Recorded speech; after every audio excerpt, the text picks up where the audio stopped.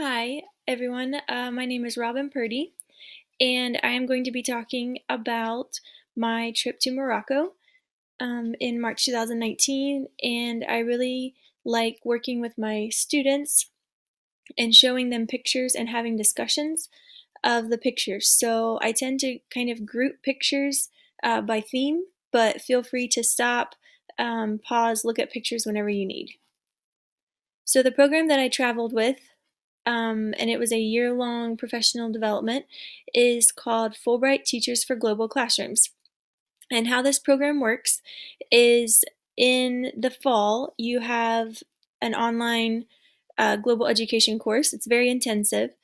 And then in the winter, in February, all 75 of us from around the country met in Washington, D.C., and we actually took an administrator with us too, because the whole goal is to bring back global awareness to your school system. And then in the spring and summer, there were 6 groups that traveled on an international field experience. My group just happened to be the first one to go to Morocco, and there was another group in the spring that went to Senegal, and so we were gone for about 2.5 weeks. And then the other groups in the summertime went to Peru, Colombia, India, and Philippines. And the 6 countries change each year. And then all summer long, I worked on a global education guide, which is basically a website of resources so that other teachers and students can have access to global themes as well.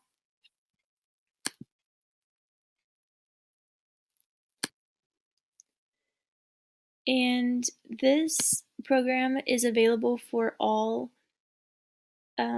K through 12 teachers of any subject area, and I highly encourage other people to apply for it. So the first thing I always start with my students is, where in the world is Morocco? As you can see, Morocco is in the northern part of Africa, and particularly for me as a Spanish teacher, it's very interesting to see how close it is to the southern part of Spain. It's just the Strait of Gibraltar that goes between here. And so Morocco and Spain have had a little bit of an overlapping history, which we'll talk about a little bit later. Another thing that I bring up is, how big is Morocco and how big is Africa? So if you look over here, I found this illustration. This is the whole size of the United States, and this is China, and both of them fit on top of the continent of Africa. So I think it's very easy for us to kind of group everything as Africa as one, when in reality there's a lot of diversity in Africa. Then when you look at Morocco itself, which would be up here at the northern part of Africa, that there's this website called True Size, and you can drag any country on top of a place that you already know. So that way then you can kind of compare sizes. So this is what Morocco actually looks like, and it reaches down from the Gulf of Mexico, like Alabama and Georgia. It would stretch as far as New York State. So I kind of compare it to California, where we have a long, kind of slender state. Okay, so the cities I'm going to focus on. Rabat is the capital, right here. Rabat, we spent a week in, a little over a week, and Gelmim was where my host school was, and that is where I spent the other week. So there's about, if you went by car, it's about 8 hours driving down the distance, but we took planes and things to get there.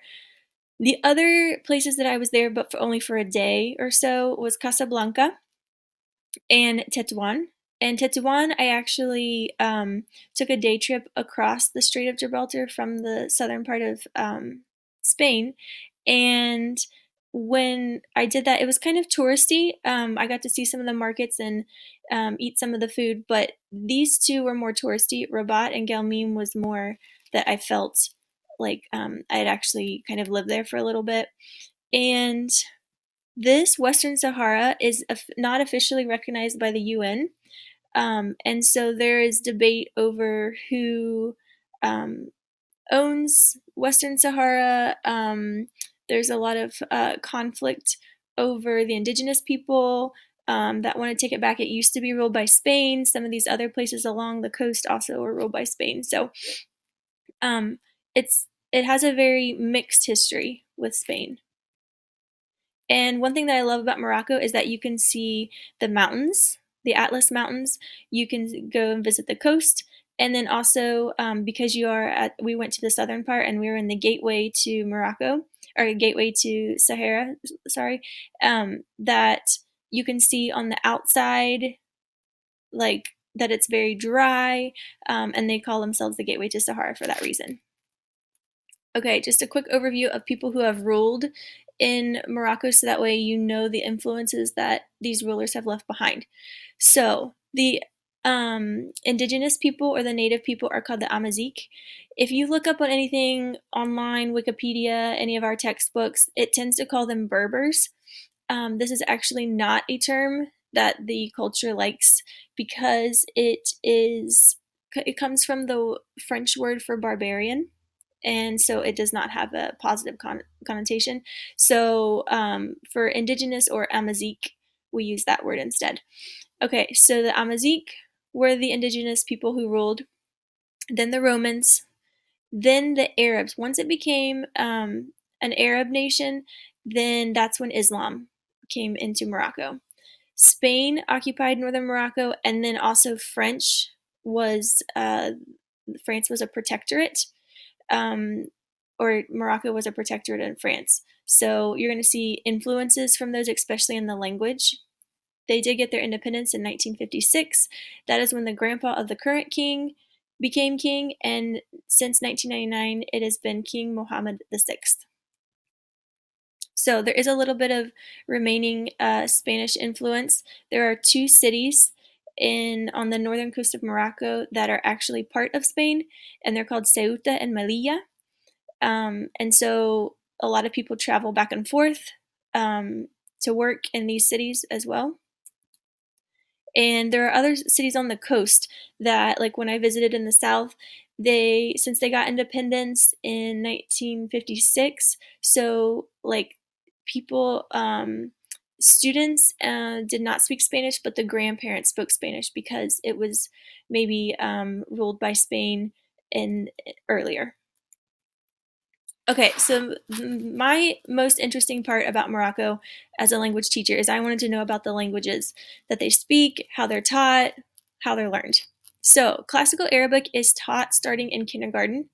This is the language of the Quran, so if you go to a religious school, you have to be able to understand the text of Islam, and written communication is needed to write to people across like other Arab nations, so that way you can use Classical Arabic.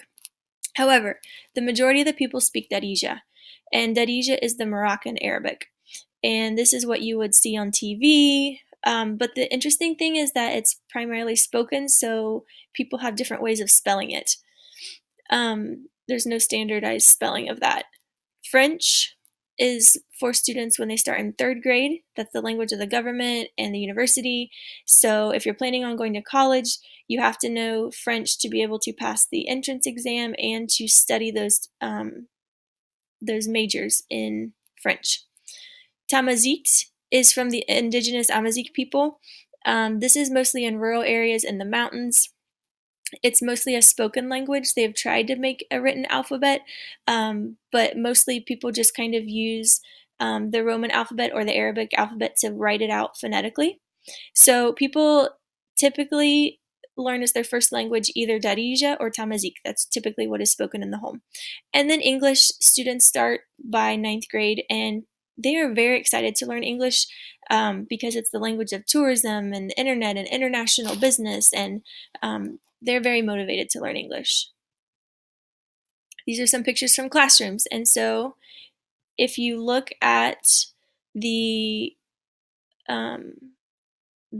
letters and the decorations in the classrooms, you can see that this one for French. Here, I'm going to pause it and start the next video.